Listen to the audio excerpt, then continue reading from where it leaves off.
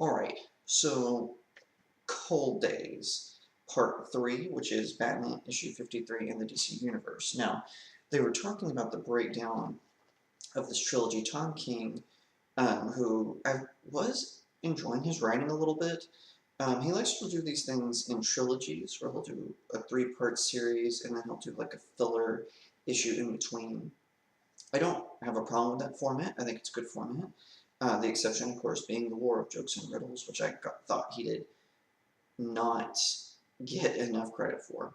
Now, I'm going to just kind of generically review the series. There will be spoilers, so if you don't want spoilers, sorry.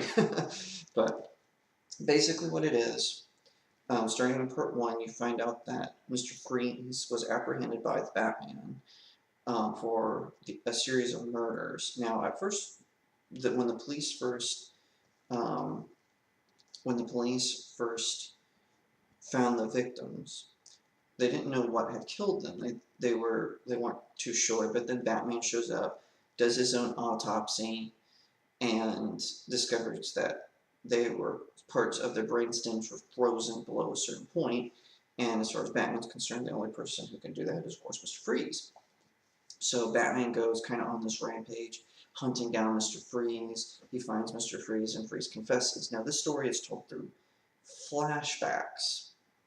Now, then it goes to the trial, and Bruce Wayne is on the jury of the trial. Now, as he's listening to the evidence of the defense, he starts to get suspicious of himself. And he starts to think that maybe, just maybe, he made a mistake and Mr. Freeze is innocent. Mr. Freeze was out on parole. He hadn't committed any other crimes besides the ones he's being accused of. And Batman did his Batman thing where he hung Mr. Freeze over the side of a building, and Mr. Freeze finally confesses to these crimes. So again, I'm sorry about this weird echo. I'm not in my normal studio. I'm kind of traveling a little bit. So, sorry about that. Anyway. Carrying on, Mr. Freeze, whenever he gets arrested by the police, he actually confesses to the police, but then later he says, no, I didn't do that. We see this happen time and time again in crime, where people confess to a crime because they think they don't have a choice. And also Batman arrested him. Now they go to the jury, and at the end of this first one, they're about to find Mr. Freeze guilty, but Bruce Wayne says, no, I think he's innocent. So then the next 2 parts are Bruce Wayne giving facts and why he thinks that. Now, of course, they don't know he's Batman, but why he thinks that Batman was wrong. So the one that's getting the most buzz is this correct? Yes, sorry. Now, this is the most misleading cover I've ever seen in my life. Dark Knight No More. Now, I used to think it was in the New 52 they did a JLA issue where it was Batman and Superman fighting, and it was Superman was drawn in the New 52 style, and Batman had the armor like he had on Batman versus Superman. And so I was thinking, oh, this variant, I knew it was a variant cover, but I was also like, oh, well, maybe there's like this dramatic moment where Batman and Superman has this tense disagreement, but it wasn't that way. And I actually was so angry about the cover that I think I just sold it to a used bookstore. I was so mad. But anyway, very deceitful. And same with this cover, Dark Knight No More, it shows Batman throwing off his cowl and costume, and he's like plunging.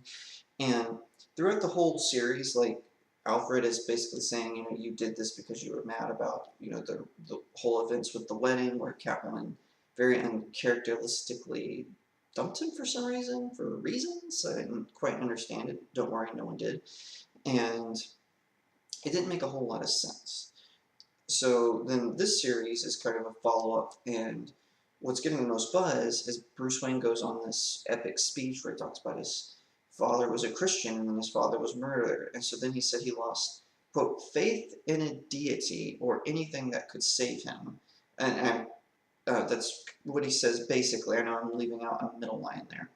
So this is what's creating the most buzz. Now, as a story, this one plays more like a Law and Order episode than a DC comic, which is fine. Still not really my cup of tea. So I'm kind of losing faith in Tom King's writings. I held on. I was a defender of him until issue 50. Thank you so much for watching.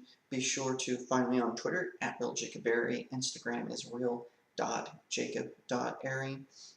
Don't forget to find me on Facebook. It's author Jacob Airy. You can also find my political writings. You know I'm a political writer as well? You can find my political writings on dailywire.com. So head over there or go to my Facebook page. I always post all my political writings there, as well as my blog, jacobairy.blog. So be sure to head over there, subscribe for more movie reviews, more interviews, more like top 10 lists. I just did a top 10 best Ant-Man costumes. So be sure to check all of that out.